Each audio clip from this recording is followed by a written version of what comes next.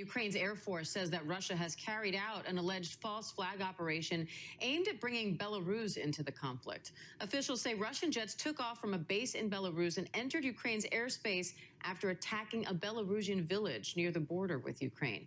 Let's bring in foreign correspondent Maggie Rulli in Lviv, Ukraine, along with Phil Lipoff across the border in Poland and Alex Prochet in Washington for more. Maggie, what's the latest on the fighting and what would it mean for Belarus to join this conflict?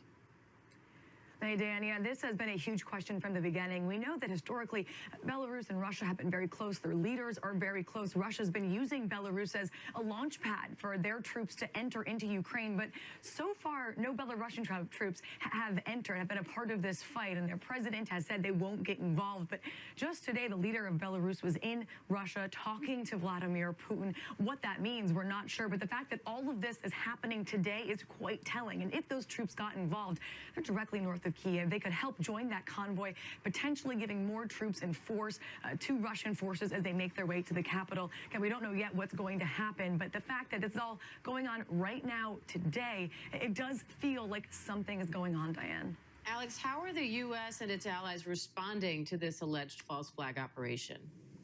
Well, Diane, there's outrage, and on the other side, where there have been false flag allegations against the U.S. and the Ukrainians, they have been vehemently denying these. But the administration the White House has been warning that Russia could be using these false flag operations to basically get Belarus to join in against Ukraine here. And look, I mean, this is coming as we're already hearing from the deputy for President Zelensky, saying that Zelensky is willing to sit down with Vladimir Putin. But you have to wonder what could be accomplished if you're now dealing with another potential nation being brought in conflict here.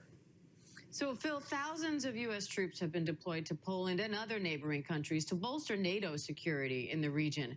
Would Belarus entering the conflict change their role at all? Well, it would certainly complicate it, but no, I don't think it would change. I think Maggie's right.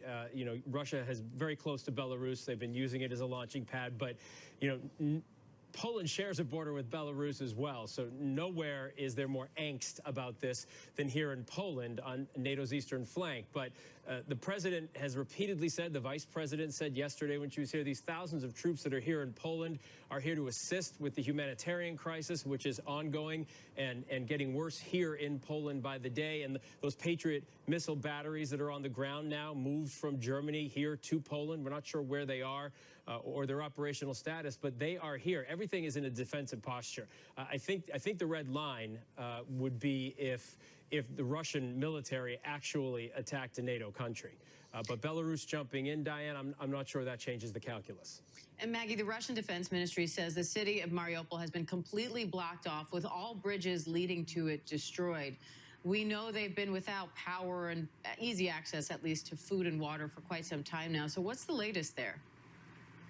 Yeah, Diane, the reports out of Mariupol just keep getting worse and worse. Local officials are saying it's apocalyptic, and the images and stories that we're hearing are tough to even comprehend.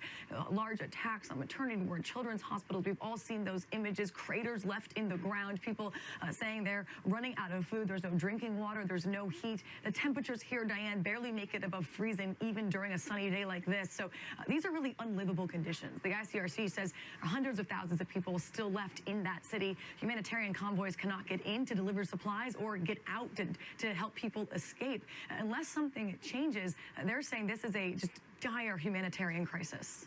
And Phil, more than 2.5 million people have fled Ukraine, many of them to Poland. So what are you seeing there as this refugee crisis just continues to grow, and we know more on the way?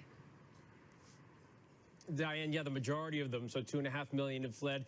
We're being told here in Poland that about 1.5 million refugees are here in this country. And at the beginning of this refugee crisis, Poland had said they could roughly take in about 1 million refugees. Now 1.5 million are here. Take Warsaw, where I am, for instance. This is a city of just under 2 million, and already hundreds of thousands of Ukrainian refugees are here. There are 9 shelters we know of set up across this city, about 2,000 beds.